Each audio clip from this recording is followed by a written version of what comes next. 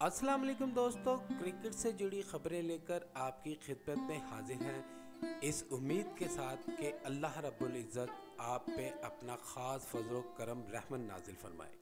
दोस्तों, ऑस्ट्रेलिया और इंग्लैंड के क्रिकेट बोर्ड ने इंडिया को धोखेबाज करार दे दिया है। ये मामला क्या है और वो लोग जो कभी हम प्याला हम नवाला हुआ करते थे, उनमें अचानक ऐसा क्या हुआ कि उन्होंने एक दूसरे का साथ छोड़ने का फैसला कर लिया और दोनों बोर्ड्स ने एशिया कप की फुफ्फो किसको करार दिया। बज़ाहिर ये बात एक मजाक खेज लगती है, लेकिन जब आप इसकी तफसील जानेंगे तो आपको इस पे पूरा यकीन आ जाएगा कि कौन फुफ्फो का किरदार अदा कर रहा है और इंडियन मीडिया अब यू टर्न लेने पर क्यों मजबूर हो चुका है। इन सब खबरों की तफसील हम आपको आज की इस वीडियो में बताएंगे। तो सबसे पहले हम बात करते हैं ऑस्ट्रेलिया और इंग्लैंड क्रिकेट बोर्ड के लिखे गए खत के बारे में, जिसमें उन्होंने बीसीसीआई पर तंज के नश्तर बरसाए हैं। दोस्तों, आप जानते हैं कि 2014 में इंडिया, इंग्लैंड और ऑस्ट्रेलिया ने एक मुआहदा किया था कि जिसके तहत तीनों बोर्ड जो हैं वो मिलकर क्रिकेट की दुनिया पे राज करेंगे। लेकिन मौजूदा फाइनेंशियल मॉडल को लेकर जो आईसीसी ने पेश किया है, इस पर ऑस्ट्रेलिया और इंग्लैंड के क्रिकेट बोर्ड को शदीद तहफ़्फ़ुज़ात हैं।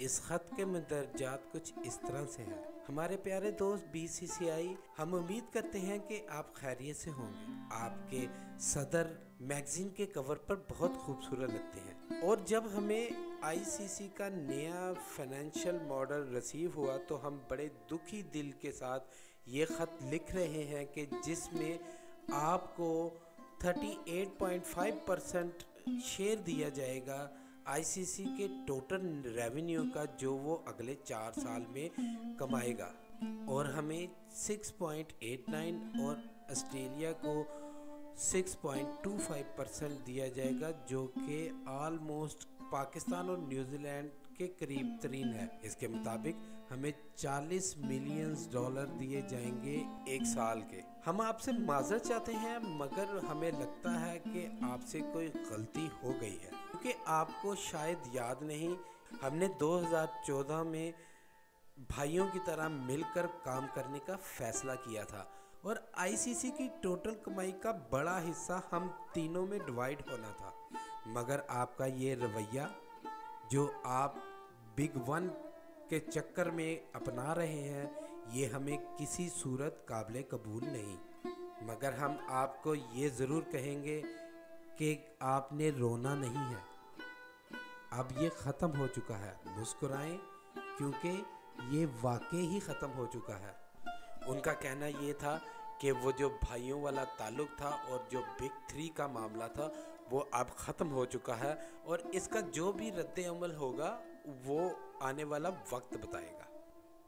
इस ख़त में शुरू से लेकर आखिर तक इंतहाई सख्त अल्फाज का जो है वो चुनाव किया गया, और अगर आप इस ख़त को पढ़ना चाहें और इस ख़त के मुतज्जात को जानना चाहें तो ये ख़त आपको इंडिया की स्पोर्ट्स की सबसे बड़ी वेबसाइट क्रिक इन्फो पर मिल जाएगा। हम डिस्क्रिप्शन में भी इसका लिंक आपके साथ शेयर कर देंगे। जेशा को मुखातब करते हुए उन्होंने कहा कि आपकी ईगो इतनी बढ़ चुकी है कि वो अब क्रिकेट को बर्बाद करने जा रही है। दूसरे जो इमर्जिंग क्रिकेटिंग नेशंस हैं, उनके लिए ये इंतहाई मायूसकुन बात होगी कि वो इस तरह के मामला देखकर क्रिकेट में अपनी एंट्री करें। दूसरी तरफ उन्होंने जो एशियन क्रिकेट काउंसिल के किरदार है और जिसको हेड करते हैं जेशा, उस पे तो उन्होंने एक फ्रेज़ लिखा और ये उस ख़त में लिखा हुआ है कि आप जो हैं वो इस टाइम एशिया कप को लेकर एक फुफ्फो का किरदार अदा कर रहे हैं। वो फुफ्फो जो कि ख़ानदान को लीड करती है या किसी इलाके को लीड करती है और वो चाहती है कि तमाम तर मामला तो उसकी मर्ज़ी से हों, तो आप सेम वही किरदार अदा कर रहे हैं। एशिया कप को लेकर दोनों बोर्ड्स ने अपने कंसर्न शो किए हैं और उन्होंने कहा है कि अपनी ईगोज़ को ख़त्म करें और इसका हल पॉजिटिवली, इसका कोई हल निकालें। और इसके साथ साथ अब जो सबसे अच्छी बात है वो ये है कि दोनों तरफ के मीडिया का जो किरदार है वो इंतहाई मुस्बत हो चुका है। दोनों तरफ के मीडिया अब इसके हल के बारे में बात कर रहे हैं।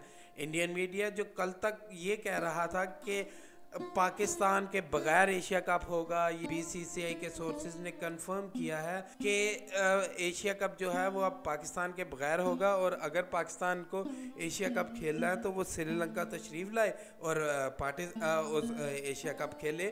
आज वो पाकिस्तानी मीडिया के साथ इंटरेक्शन करते हुए और जय शाह पे शदीद किस्म की तनकीद की जा रही है कि वो अपनी इस पॉलिटिकल मूव्स को लेकर, पॉलिटिकल सिनेरियो को लेकर क्रिकेट को बर्बाद करने जा रहे हैं। पाकिस्तान का हाइब्रिड मॉडल जो कल तक इंडियन मीडिया एक्सेप्ट नहीं कर रहा था, वो आज ये कहने पर मजबूर है कि पाकिस्तान का हाइब्रिड मॉडल ही सब तमाम मसाइल का हल है, और बीसीसीआई को चाहिए कि अब इस हाइप को नीचे लाएं और नीचे लाकर इसका पॉजिटिवली कोई हल निकालें और एशिया कप को होने दें, क्योंकि दोनों तरफ के जो फैंस हैं वो क्रिकेट देखना चाहते हैं।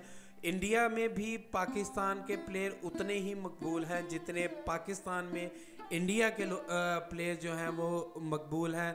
और इसके साथ साथ उन्होंने ये भी कहा कि अब हम चाहते हैं कि दोनों मुल्क जो है कोई पॉजिटिवली हल निकालें और एशिया कप हो, और हम दोनों को एक दूसरे के ख़िलाफ़ खेलता हुआ देखें और हम क्रिकेट को एंजॉय कर सकें। तो ये ना तो किसी मीडिया की जीत है और ना ही किसी की हार। इससे बज़ाहिर ये लगता है कि क्रिकेट को बचाने के लिए अब इंडियन मीडिया भी जो है वो बीसीसीआई के ख़िलाफ़ खड़ा है। तो आप अगर इसको देखें तो ये एक बड़ा पॉजिटिव साइन है दोनों तरफ से कि दोनों तरफ का मीडिया जो है वो अब एक मुस्बत किरदार अदा कर रहा है।